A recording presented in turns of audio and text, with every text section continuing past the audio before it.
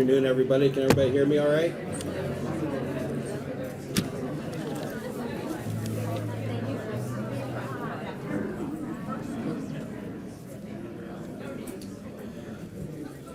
Good afternoon, everybody. Give you a chance to grab a seat. We are honored that everybody's here and that so many people are here. It's very much a tribute to the wonderful man that we're here to celebrate. My name is Tim Zitkowski. For those of you who don't know, my sister is Terry, and Ken was my brother-in-law. The question is, what's the point of this celebration today? Or what's the purpose? Why are we here? All right, is this a religious service? No, it's not. Nevertheless, I know that there are a number of you who are out there, like me, who do believe in a God. I also know that there's as many different interpretations and variations of who God is and what God is as there are people in this room right here.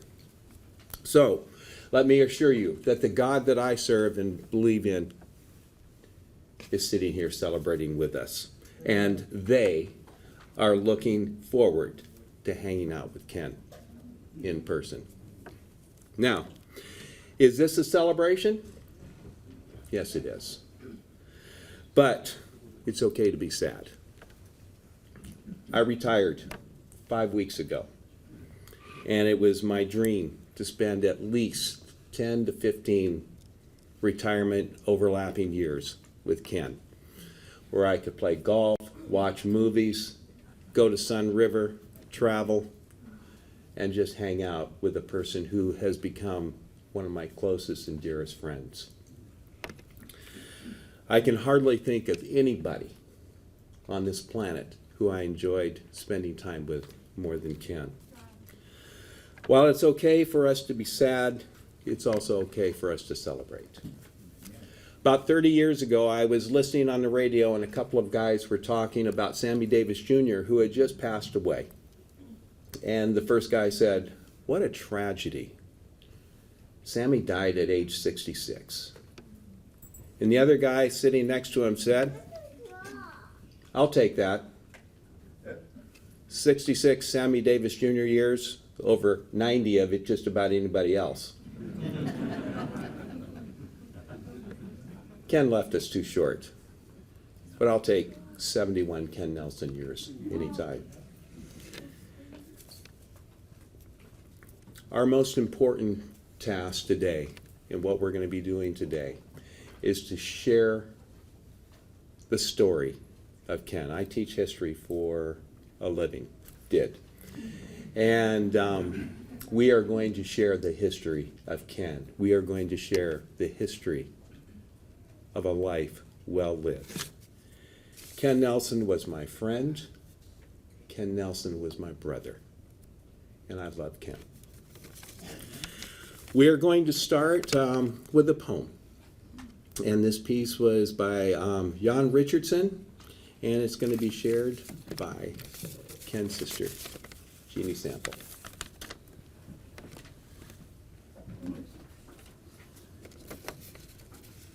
Wow. I knew he was loved. This is amazing. So I need good vibes right now.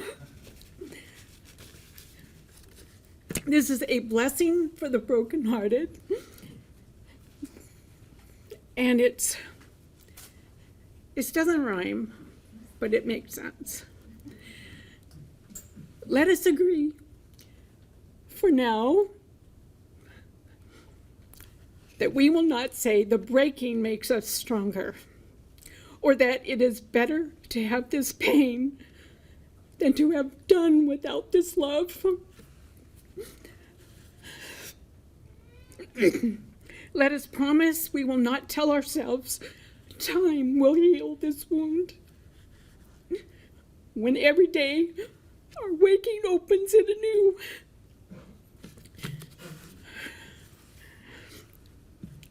Perhaps for now it can be enough to simply marvel at the mystery of how a heart so broken can go on beating,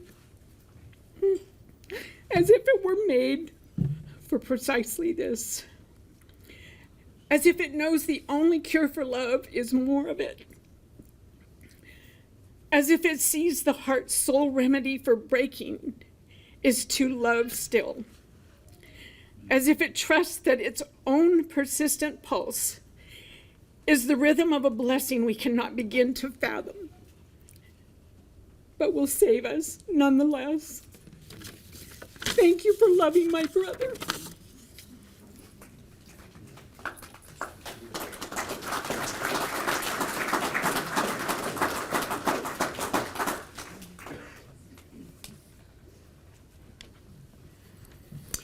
Let's start our journey in telling the story of Ken with Brian Nelson, who is Ken's son, and he will be sharing the eulogy.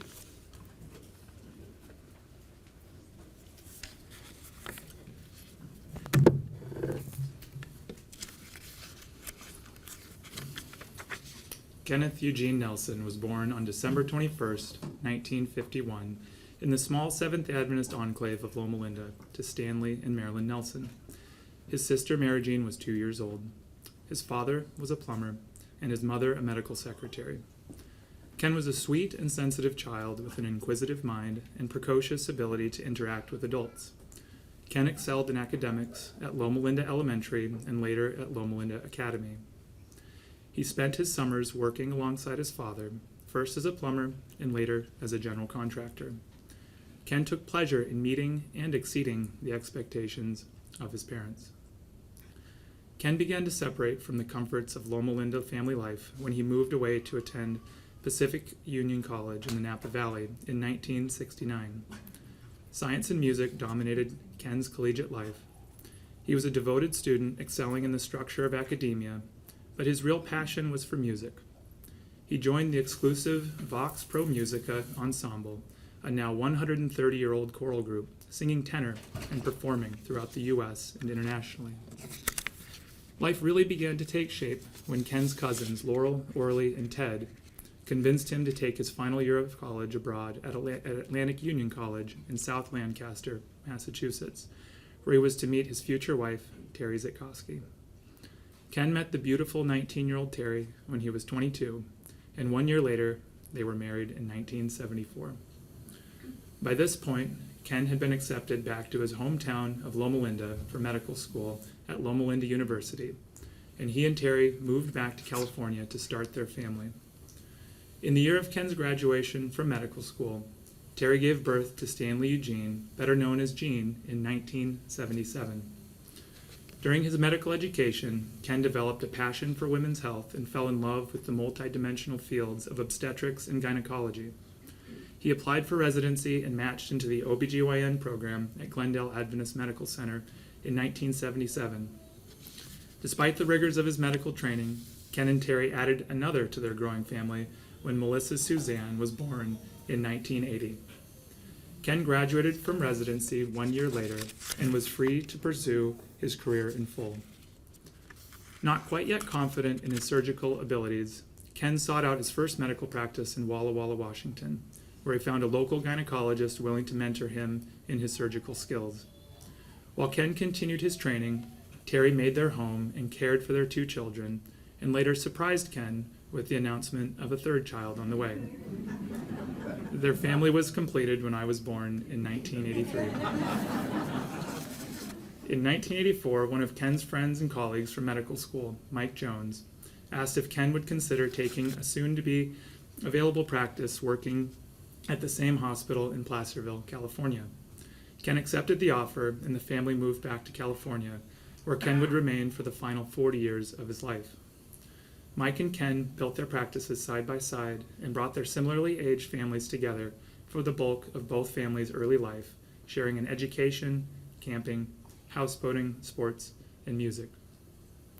Terry's parents, Adrian and Joyce Zitkoski, moved to nearby Sacramento around this time and shared in the joy of grandchildren, but also became Ken and Terry's closest and most enduring friends. A large part of this friendship was due to golf, more on that later, but also on a deep philosophical connection between Adrian and Ken, who both tended to question the dogma of a tightly controlled Protestant life. Ken and Adrian shared a deep skepticism of religious life, while at the same time owing much of their life success to the Seventh Adventist Church. This connection bonded the two men, who felt like hidden outsiders in a devout community. Ken's career as an OBGYN spanned 40 years, mostly at Placerville's Marshall Hospital. He attended more than 12,000 deliveries, traveled internationally on mission trips, and was generally beloved by all who worked with him. He had tremendous admiration for his colleagues, who he routinely described as far more talented than himself, though he had his own quiet brand of confidence that engendered the trust of staff and patients alike. In pursuit of some relief from the tensions of his conflicting beliefs, the overnight calls, and the requirements of family life, Ken fell in love with the game of golf. Adrian had introduced Ken to the sport in his medical residency, but it was really once he had moved to Placerville that the passion took over. Now, one of the great tragedies of Ken's life was the development of an unfixable golf swing. Like Sisyphus and his rock, Ken was condemned to a golf swing that required near total devotion to keep on track. Over 40 years, thousands of hours on the range, a small fortune in lessons and swing aids, golf camps and books, Ken was able to get himself to an 8 handicap. But unlike a Greek tragedy, Ken relished in the process of improvement. He took about as much pleasure in practice as he did in playing around. 5 years ago, Ken moved to Sacramento and joined this country club. Never in his life had Ken had such a consistent exposure to male companionship, and he absolutely loved it, especially his SBSOS group. Ken played his last round of golf on April 7, 2023. One of the great pleasures of Ken's life were the births of his last 2 grandchildren, Beatrice Ruth in 2019 and Louisa Joyce in 2021. These 2 were Ken's 3rd and 4th grandchildren, and he was able to watch them grow from infancy. He was in awe of these children. He could spend an hour simply following one of them around, observing or playing, patiently answering questions. The kids could sense his warmth and responded in kind with their own attention and love. In April 2022, Ken developed a very mild but noticeable difficulty with speaking. And on May 15, he was diagnosed with a stage 4 brain cancer known as glioblastoma multiforme. In a flash, the golden years turned into a struggle for prolonging life. Ken endured chemotherapy, radiation, and 2 brain surgeries, with each treatment robbing him of a little more function. Ken's daughter, Melissa, moved in with him and Terry, and both Melissa and Terry spent months caring for him and adding to the comforts and enjoyments of his life. On Saturday, July 8, 2023, Ken sat quietly in his favorite chair, looking out the window and sitting next to Terry. He took 2 short gasps and died quickly and without pain. He faced death with as much grace and dignity a person could have, while slowly losing the ability to move and to speak. His last year of life was difficult, but he always seemed to find something to enjoy, something to laugh at or engage with, even without his most basic functions. He took satisfaction in helping his family process this grief together with him. These are the basic facts of Ken's life, yet there is clearly so much more to a person than a series of dates and events. A few smaller details that wouldn't make the cut in the big picture version. Ken was a tremendous whistler. With perfect pitch and an absurd vibrato, Ken could whistle just about anything until laughter eventually drowned him out. Ken was extremely good at driving a car, not so much a golf ball. He drove unnecessarily fast wherever he went, yet even his most anxious passengers felt completely at ease. Despite this unusual urgency of transportation, Ken was one of the most patient men alive. He could wait and listen and be completely present for those around him. Ken in later years became an exceptional cook. He mastered the Instant Pot and rediscovered a love of plant-based cuisine. Ken was a pilot, he was a carpenter, an avid gardener, a very competitive game player. He was surprisingly good at tennis. He loved body surfing, traveling to Europe, and fine dining. Finally, I'd like to note that Ken viewed the world with an eye for contrasts, and his own life was in its way a study in contrasts. He always made the point that you cannot enjoy your life without struggle, or more simply put, you cannot have the good without the bad. In many ways, Ken's life was incredibly good. He had a loving and supportive family. He was graced with intelligence, good looks, athletics, a sense of humor. He was born in a time of unprecedented opportunity and applied himself rigorously to create a successful career and comfortable retirement. He oft made the comment that I must have been born with the happy gene, and this was quite apparent. To balance out all this good, however, Ken did have his share of misfortunes. The massive stress of mental illness within his family, his mother's own untimely death from cancer, and of course his final diagnosis, robbing him of the pleasure of golf, grandchildren, and growing old with Terry. It is easy to feel overwhelmed with sadness at the loss of such an exceptionally good man, but today it is rather joy that we should feel. Joy in the opportunity to know such a person, joy in sharing our collective memories, and joy in the knowledge that Ken lived an authentic and fulfilled life.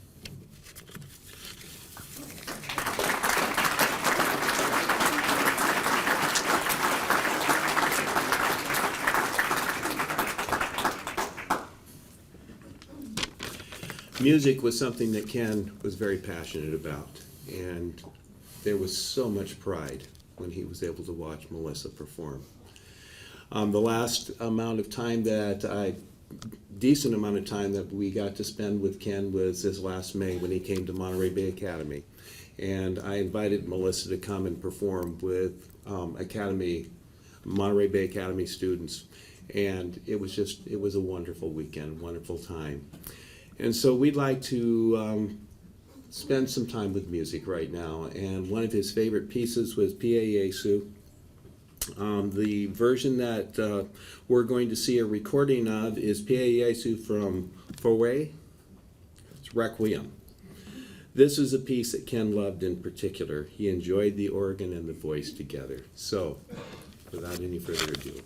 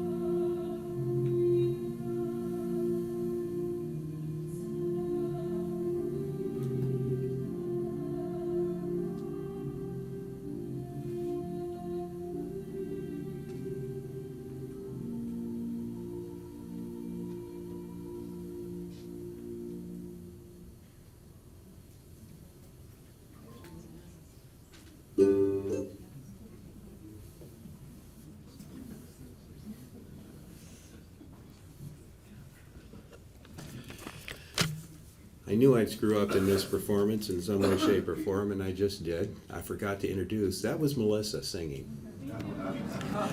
You knew, right? Okay.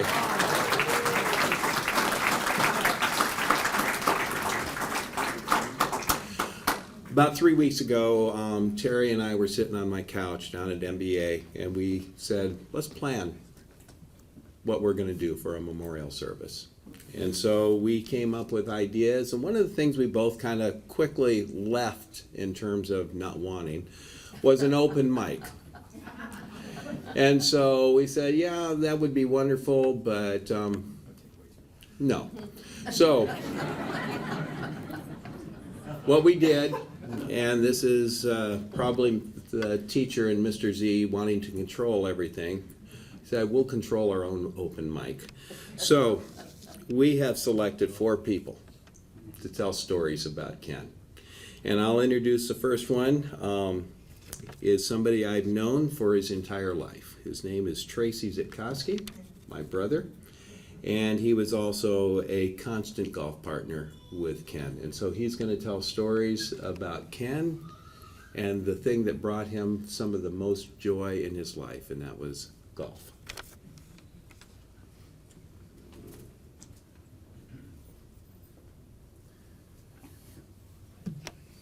Well, I woke up this morning petrified because I don't do notes, I don't do anything, and I couldn't remember a thing of what I was going to say. But I figured there's nobody more worthy of a potential panic attack than Ken Nelson. If I can make it through this somehow, because I have said often that Ken Nelson is the best person I've ever known. And oh, shoot.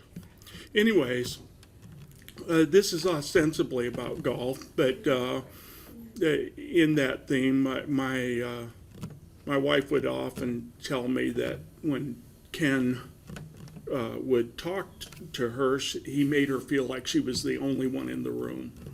And this was a compliment to Ken and a little aside to me because of my ADD. When you talk to me, I notice everyone in the room.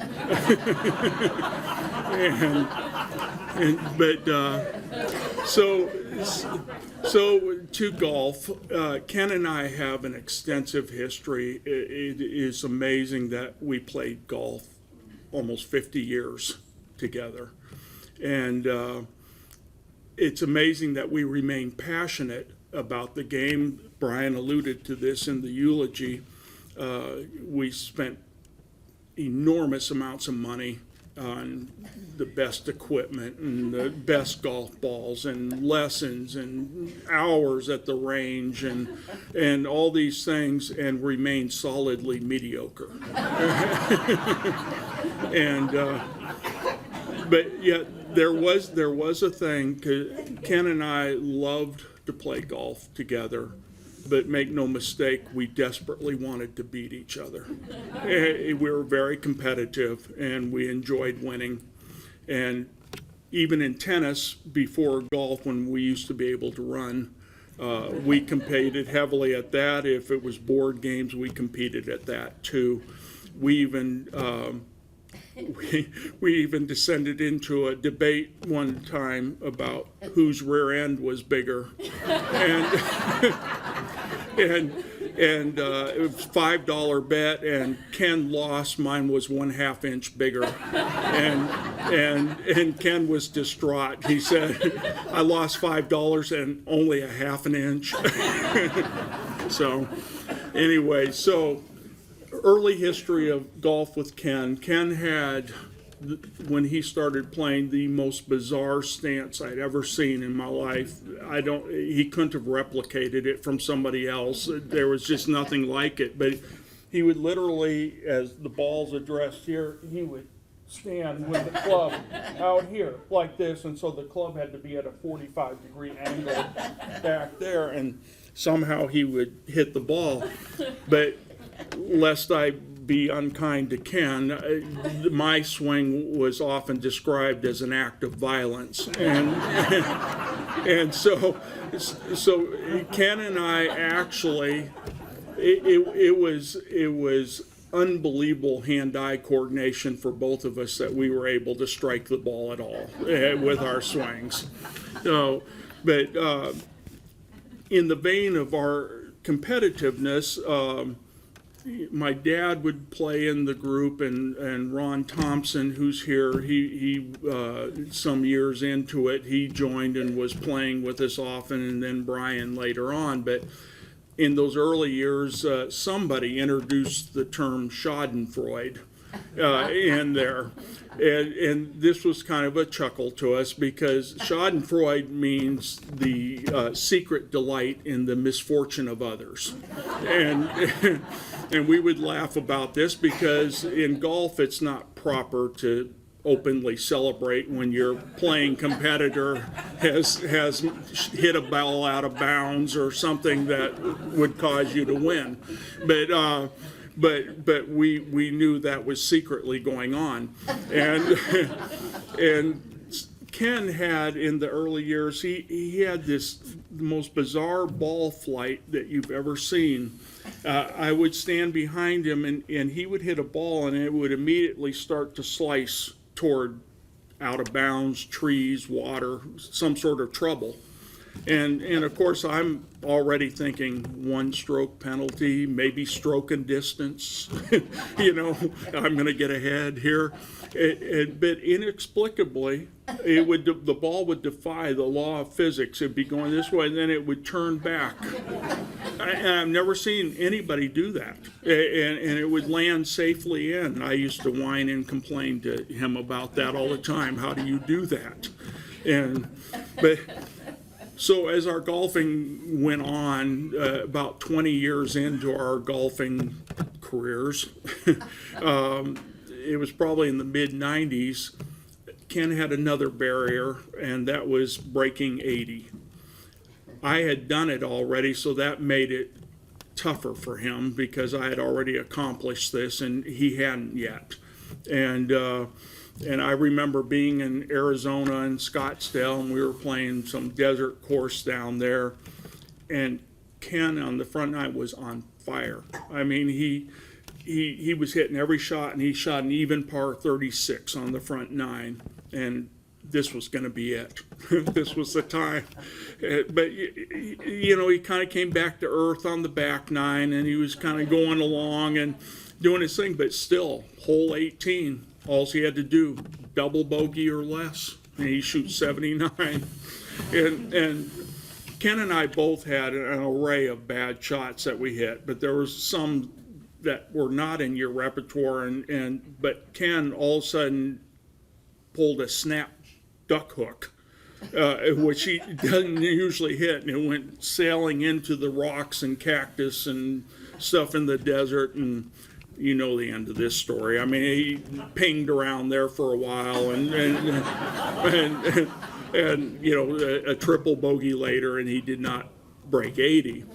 The next, about a year later, we're in Maui playing the Plantation course, which is a beautiful golf course and difficult and long and a lot of wind at times. And Ken plays a really nice round of golf and shoots 7 over. And those who play golf know why I said 7 over right off, because 99% of golf courses are par 72s or lower, which would mean a 7 over would be 79 or better. Plantation course was a par 73. So Ken shoots 80 again and whined quite a bit on that trip about, I finally shoot 7 over and don't make it. Well, Ken subsequently did make that and shot many rounds in the 70s over the years. But golf is a cruel sport, and is cruel in this way that kept us going, and because Ken and I both would occasionally pull out and shoot a 74. And all of a sudden, we're talking to one another like, perhaps we should consider the tour.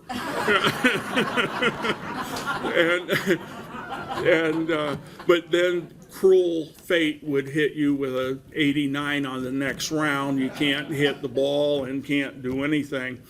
but it was the beloved memory of that 74 that would just carry you. And I would equate it to, you know, my wife and I will go eat once or twice a year at a really expensive steakhouse and have a wonderful filet mignon steak that you can cut with your fork. It's so tender and wonderful. And I equate golf to that, because then the next day you're eating cube steak, and you know, you can't tenderize that with a hammer. Then, but you have that memory of that filet mignon that just sits there and go, I want that feeling again. You know, I want to feel, you know, hitting all those wonderful shots. And another thing on golf with Ken's sense of humor was second to none in all areas, but he was particularly funny out at the golf course. Our family is a family of sports pessimists. You know, we always think we're going to lose, and in golf we're self-deprecators. But Ken came in and he took it to a whole nother level. His self-deprecation and language and vocabulary that he would use was just astounding and completely hilarious. When I self-deprecated, it wasn't funny at all, because it was just like, Tracy, you're a blankety blank blank piece of blank, and it just wasn't funny. But Ken would get out there and he would hit an errant shot somewhere, and then he'd sit there and look up in disgust and sit there and say, it's amazing to me that a diminutive man such as myself, possessing no discernible coordination, would have the audacity to think that I could hit the ball on the club face.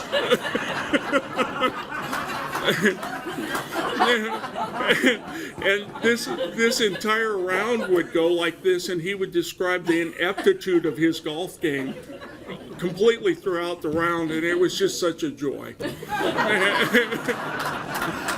And so, anyways, just a couple other quick things, and I'll conclude here. This is a little more serious.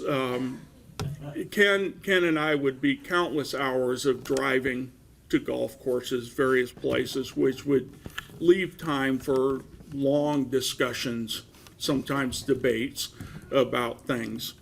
And Ken and I, in daily life, we had so much in common. We lived our lives very similarly, and we, you know, a lot of the same things made us happy and all those sort of things. But in our discussions in the car, sometimes they would go to political and religious discussions, and Ken and I didn't exactly share the same worldviews in those areas, but we would have hours of discussions, and I can tell you this, and this is more a tribute than Ken than myself. There was never acrimony, never.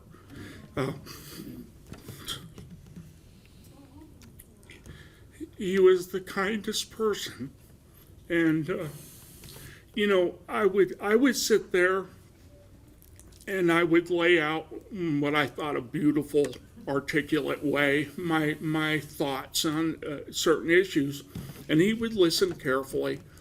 And so many times, instead of coming back at me with counterpoint, he would just ask a simple question.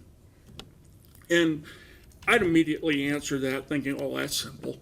And I'd answer, but then I'd think about that question. I thought about it for hours and weeks and months, and realized how profound a question he had just asked me.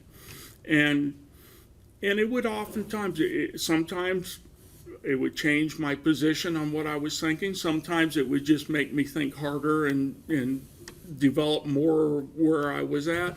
But most of all, what it did was it made me have a kinder and more compassionate consideration of how the other side felt. And instead of just, you know, everything being just uptight and stuff, I said, okay, I may not agree with you, but I understand you. And I wish there was more of that. But finally, I'll say this. When Ken came into my sister's life, I think in 1973, I was 13. My brother Tim, who's been up here, was 17. Tim and I had a overinflated view of Terry's previous boyfriend. And so Ken had an uphill struggle to gain our approval for whatever that was worth. and we thought, that Ken had maybe perhaps a little nerdy appearance, and and that he was not going to meet the athletic standards of our family. But little did we know that Ken would be the best thing that ever happened to my sister, and the best thing that happened to our family. So I will miss him always.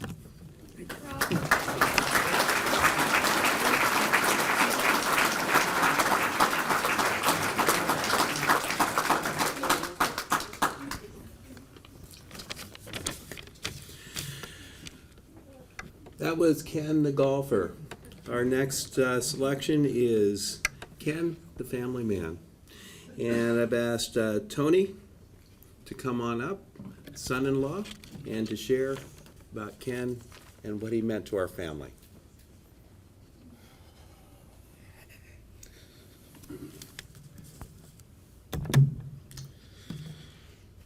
For those of you who I haven't had the pleasure to meet, my name is Tony Trafficani, and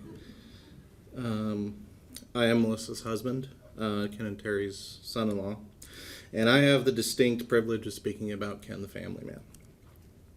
My story, our story, begins with the first time we met, a time that quite literally changed my life. A bit of backstory: life's unintended detours allow Melissa and I to meet 11 years ago. And as much as I'd like to deny it, within all too brief a time frame, I looked down and my heart was gone. Luckily, to a degree, hopefully equal to mine, Melissa felt the same way, enough so to ask me to come to Sacramento and meet her family. And so we did, and there we were, curbside in Sacramento. "Hi, miss." He looked at his daughter the same way I look at mine. His eyes squinted ever so slightly. I would come to realize this to be a major tell when the joy of family or the idea of ice cream was in play. He greeted both of us with genuine warmth. Not the practiced facade of experience or even hope. He was genuinely happy to see us, to see me. Insert every stereotype you can think of, cultural or otherwise. This was the part of the movie where I was supposed to sense caution. I had my defenses up, open but cautious, wondering if or when the cautionary comment about how much he loved his daughter was going to be sent my way. The spoiler is that it never did. What happened next was a life lesson in the form of a car ride. Insatiable curiosity, probing questions into the dynamic of Melissa and me, laughter, no awkward silence or forced conversation. Everything I expected to experience, my walls were removed effortlessly. I came to realize in that moment and many, many times since that the lesson itself was trust. Melissa welcomed someone into her life. Both Ken and Terry love her explicitly and trust her. So not only was I welcome, I was a given. I was wanted. The story could end right there and you all would understand. But as I'm sure all of you can relate to, this was but one of many, many lessons that he taught through his love. Fast forward a little while, Melissa and I are married now, and we decided to bring the kids up to see their new grandparents. This is the words of our daughter, Lily. It was all so new.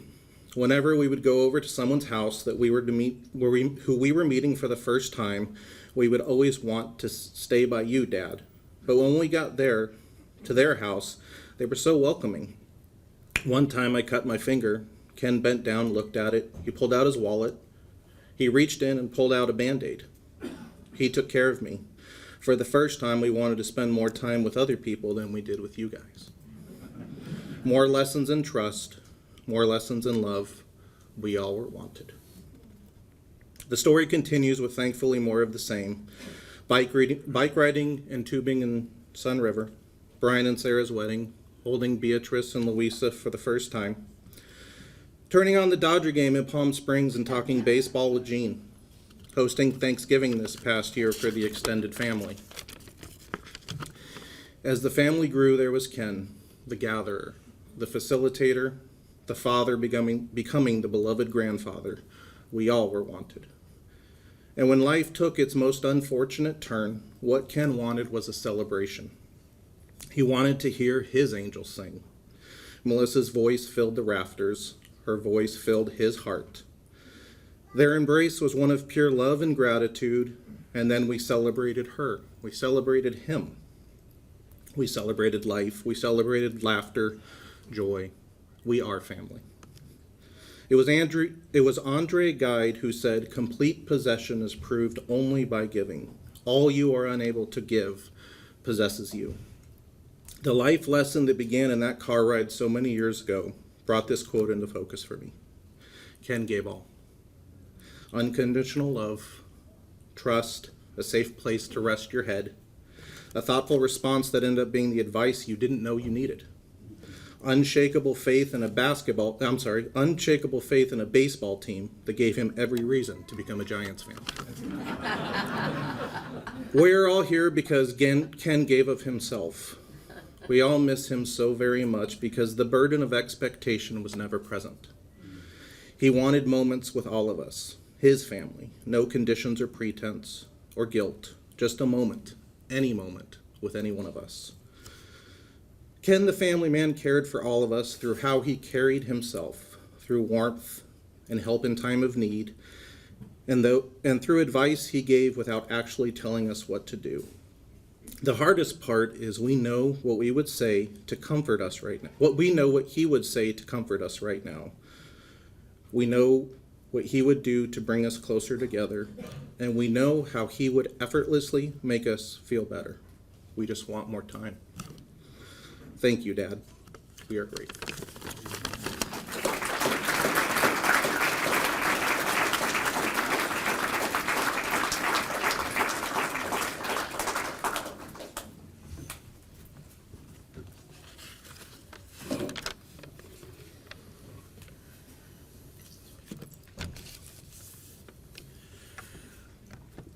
Ken spent much of his life in the medical field. And so the next section that we're going to do is Dr. Ken. And I've asked Dr. Mike Jones, who practiced with Ken for a number of years, to come up and just share some stories about what Ken meant to the people that he ministered to.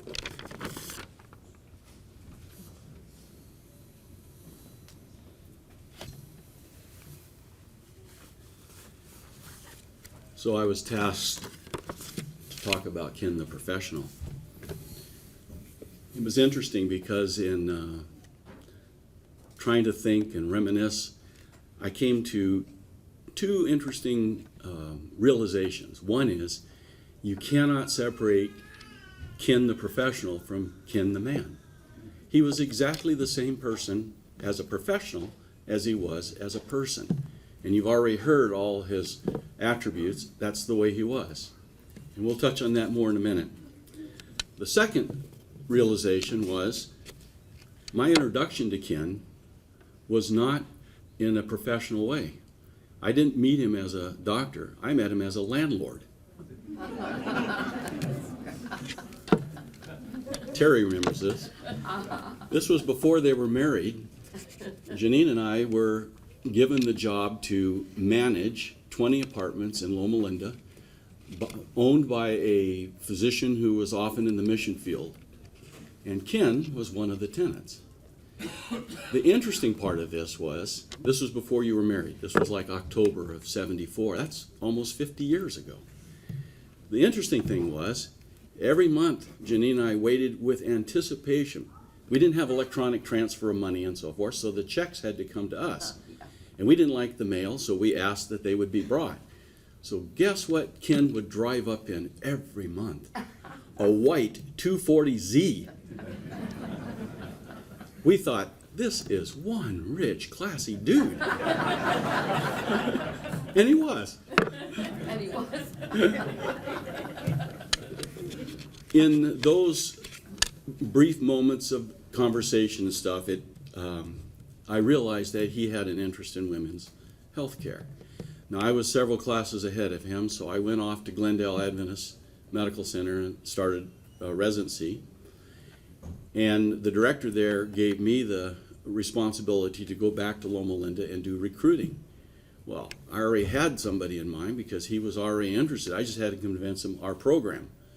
And he was down for that. So we had the good fortune as a family to have the Nelson family come to Glendale. Well, this whole idea that you can't separate the professional from the personal, that just goes on because our lives were intertwined not only professionally but personally because our families grew up together. For instance, I can remember in residency the idea that we would get through morning clinic so that we could race to the cafeteria, get our food, and then go up to the OB sleep room, eat our food. By the way, Ken was the fastest eater of anybody I've ever known, right? And then we would play a game of acquire. That's what we did. Every noon that we could, we would go play acquire. I mean, he loved games, so it was really fun to do that. But that was our goal, get through clinic, get up to the cafeteria, and go and play our game of acquire. Residency then ended for me before him because I was ahead of him. We went off to New England, and I knew that he had ties to New England because that's where I met Terry. And so we arranged for him to have a 1-month elective while he was in residency to come to New England. Again, joy for us. We got their family to come. We had a great time, and it was in the fall. So any of you who've been to New England in the fall know exactly what I'm talking about. It was wonderful. And I can remember very distinctly driving. There was a place in New Hampshire called the Kangamangas River, in which the Kangamangas Highway goes. And I can remember driving, and every turn it was spectacular colors. And I could hear Ken, oh, you know, he was just, finally, he just slammed his hands down. He said, I should have brought a tape recorder and just said, oh, on it and pushed that button every time.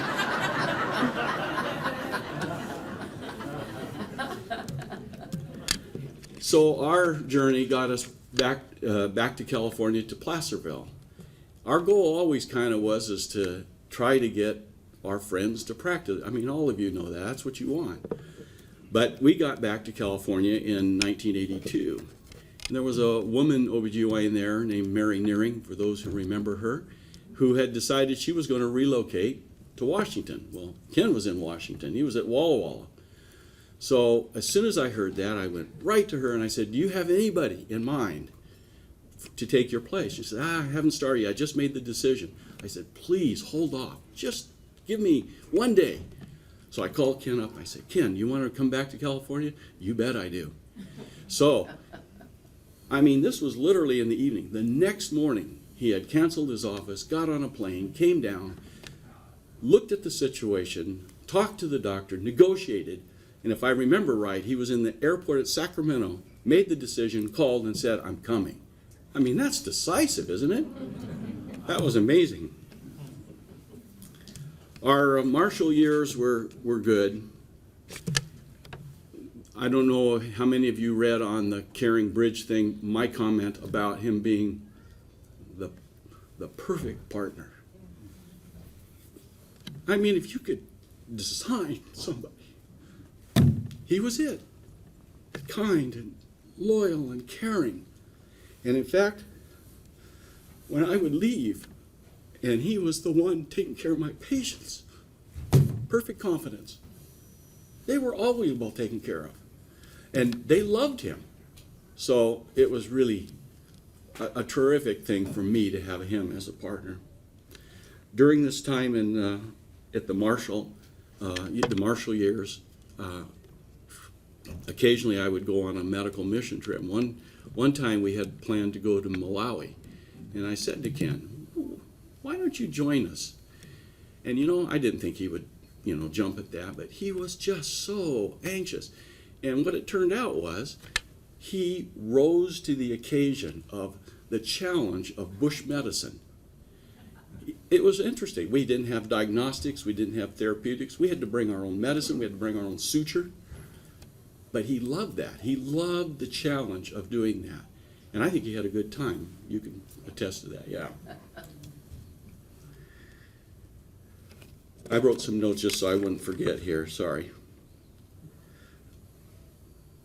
Oh, I know. There was a, like I say, it's hard to separate the man from the professional. Yeah. In the operating room, he was a hoot. I mean, he kept things, you know, he was always calm. And I can remember he had various phrases that he would always say. And I can remember so many times we often did everything through the scope. He would look and at the end of the case and he would see that, you know, if there was no blood, that was always a good thing. And he would say, oh, it's so dry, it's dusty in there. But his favorite one, is Murphy here? Mike Murphy? No. His favorite one, though, he would say, it's so dry in here, it's as dry as the hills of Gilboa. Well, I mean, who's ever heard of that? Well, a few hands, okay, I like that. Well, Gilboa is a place in Palestine that's known for aridness, but he would just say that. He was great.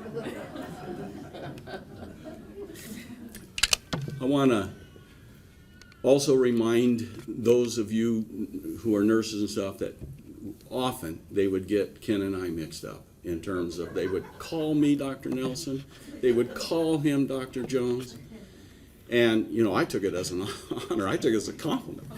I doubt if he did, but I think we were both fair-skinned, fair-haired, same age, and you know, they just, I mean, this was not just weekly, it was, you know, almost daily. Somebody would call us the other. But you know, I always hastened to correct them because I didn't want to sully his good name. Lastly, I want to allude to something that was said earlier about his game playing. And he loved games. And I can remember we were in Cabo San Lucas vacationing with Ken and Terry, and we were playing Ticket to Ride. Those of you who remember or know that game, Ticket to Ride. Well, it involves a lot of destinations that you have to lay train tracks down, and you know, and there's only certain ones, and if they're taken, you can't take them. And I can remember Janine and I were carping at each other. What? You blocked me. You know, you can't do that. And finally, he could take the whining no longer. And he said, "What's the object of this, of what we're doing? It's to win." And we said, "Yeah, but it's to win." And if somebody, in fact, he says a strategy would be to figure out where they're going and block them. Ooh, that was new to us. We didn't, you know. And he played to win. But what's interesting about Ken is that his playing games was about playing to win, maybe at all costs sort of thing. But his game of life was the opposite. Everybody won with Ken. Everybody. If people were asked me 3 words that describe Ken: witty, kind, and loyal.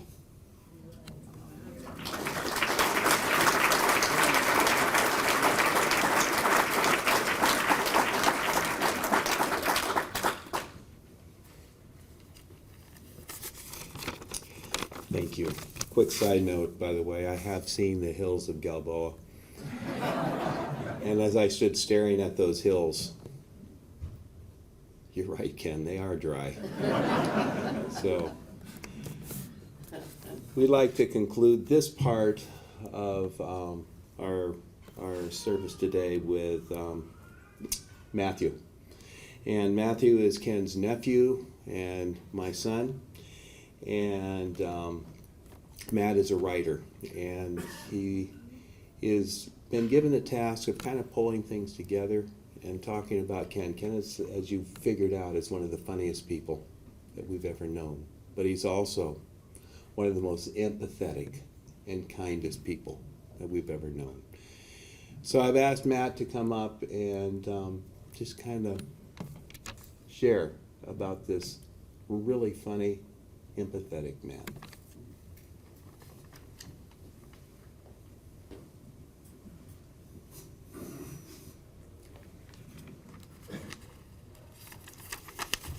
Okay. Wow. What a crowd. You know, what's funny is it's not surprising to me. When we were driving over here, Sherry and I were talking, I said, yeah, it's going to be crowded. There was just no doubt in my mind because people cared about him. You know, you hear the same themes being repeated, and they're not the cliche themes. To me, repetition of evidence is a proof, right? And so we're hearing that today. It's touching. So, Uncle Ken. When I picture him, there are two expressions that come to mind. The first is a grin with a twinkle in his eye. I've never known anyone that literally had some kind of twinkle in their eye. It was amazing. Laughter waiting to erupt. Ken had the ability to turn everyday life into hilarious accounts. Whereas most folks work toward making themselves sound better, Ken loved to exaggerate his own follies. Whether he was describing himself as a rube just begging to be robbed when it came to dealing with car mechanics, heard a few of those, or relating a story about unwittingly spending the day with a blob of spilled cheese on the crotch of his pants, Ken had a way of finding humor around every single corner. One of my favorite stories he told was of the first time he met our family. Terry had brought him home to a household involved in a series of mini competitions designed to determine who held the greatest physical prowess. Not wanting to appear weak during this initial introduction, he'd agreed to be involved in the Indian leg wrestling portion of the activities. One by one, he was beaten by every family member until only my grandmother remained to be battled. The way he described the ensuing match was that it only took a second for him to flip him like a rag doll, leaving him with a lifetime of shame. Perhaps it was this shame that led him to having witnesses sign his Yahtzee scorecard the day he rolled a nearly perfect game. For years after, and I'm not making this up, he carried the notarized card in his wallet and loved to produce it whenever anyone had the audacity to question the score.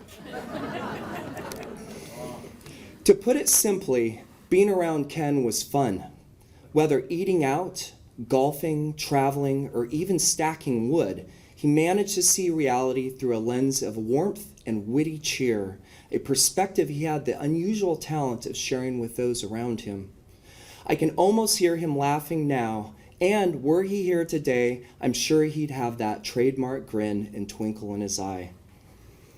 The other expression that comes to mind when I picture Ken is one of thoughtful, dedicated attention. Head nodding as he'd briefly interject praise, curiosity, and deep empathy. If you shared an injustice with him, he'd likely say something like, "That's utterly outrageous. Who does that kind of thing?"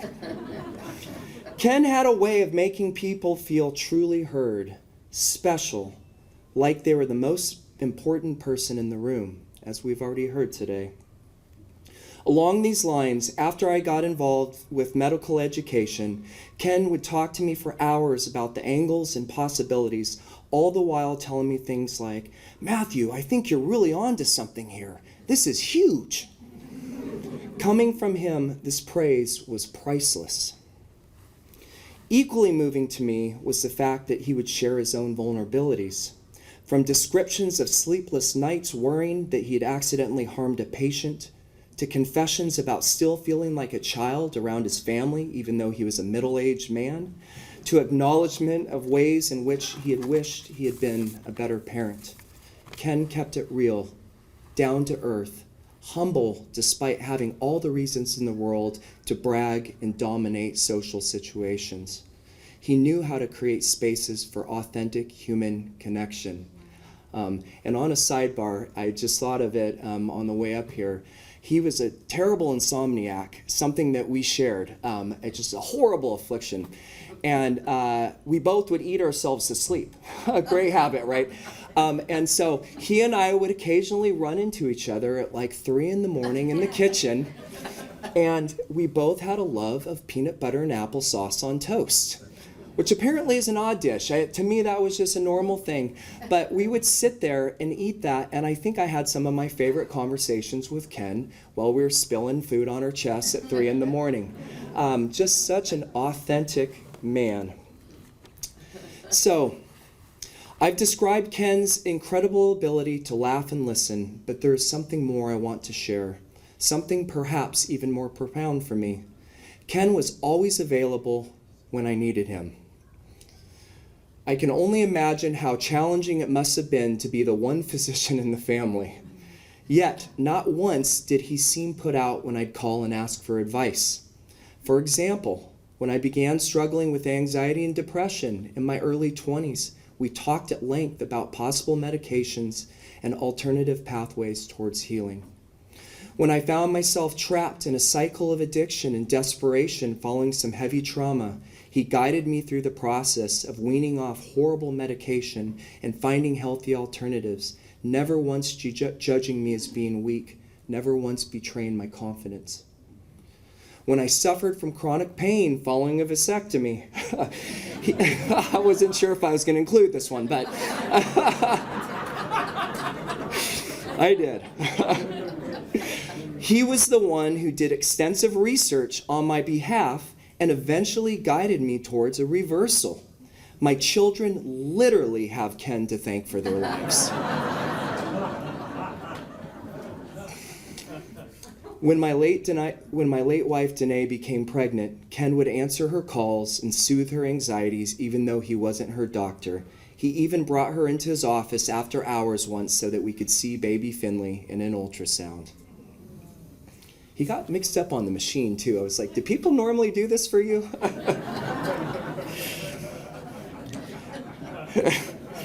And when Danae got brain cancer a few years later, Ken, yet again, did extensive research on our behalf. However, it wasn't the medical information he provided that really made a difference. After all, as he noted, he was an OBGYN, not an oncologist. It was his presence. Following any medical updates on her condition, Danae used to ask, "Can we please call Ken and see what he thinks?" This is after seeing the highest medical professionals in Stanford. Just talking to him somehow felt healing, like we had the world's greatest advocate. Whether out of respect or superstition, humans have the tendency to embellish the qualities of those who have passed. However, I can honestly say from the deepest depths of my heart that Ken was one of the best people I have ever known. No question about it. And I'll tell you what, you find anyone who knew him and ask them what they think, and you'll get a similar answer. None of it exaggeration. Where Ken found the mundane, he left laughter. Where Ken found suffering, he left beauty.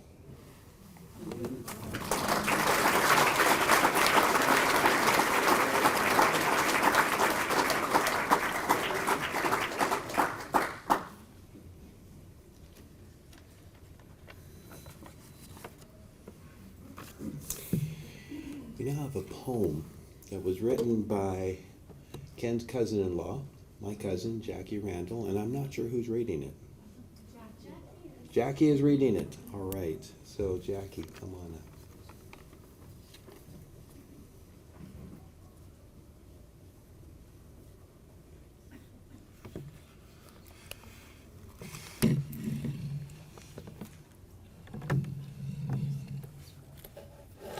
Rounds. He made his rounds for years to check on moms and newborns and all his patients. Birthing, saving lives was his profession. He made his rounds with us, the Riviera, watching golf, fireside chatting, his favorite chair, his requested wine and cheese and Vegemite, movie night and dialogue. I like the red and yellow together, he smiled, while pointing to our vase of roses next to him. Hugging for the last and out into the night and on to their next stop of Ken and Terry's rounds. We turned the fireplace fire out, sat to feel the warmth, the remnants of the glowing candlelight, the white lights about the dining room, napkins, crystal, silver, washed her to their cabinet. No more rounds, Dr. Nelson. No more rounds.